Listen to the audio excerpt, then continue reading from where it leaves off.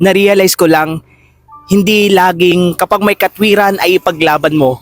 Minsan talaga kailangan na lamang nating manahimik at manalangin upang makalayo tayo sa gulo. Upang mapag-isipan nating mabuti kung ano ang dapat na solusyon na kailangan nating gawin sa isang problema, sa isang bagay.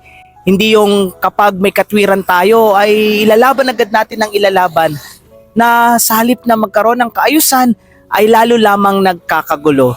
Kaya nga matuto sana tayong kumalma at huminahon.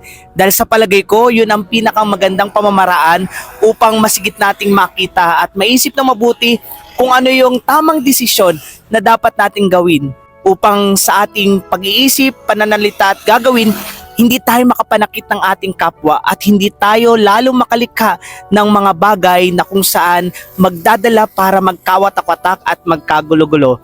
Kaya kung may nararanasan ka man ngayon na kahirapan sa pakipag-ugnayan sa iyong kapwa, naiiyamot ka, naiinis ka, na gusto mong mga twiran dahil may katwiran ka naman talaga na gusto mo ipaglaban, pues baka kailangang pumalma ka muna, huminahon ka muna, manahimik, manalangin at makapag-isip-isip kung ano ang dapat mong gawin para ang isang problema, ang isang gulo ay tunay na masolusyonan para sa kapayapaan ng bawat isa sa atin.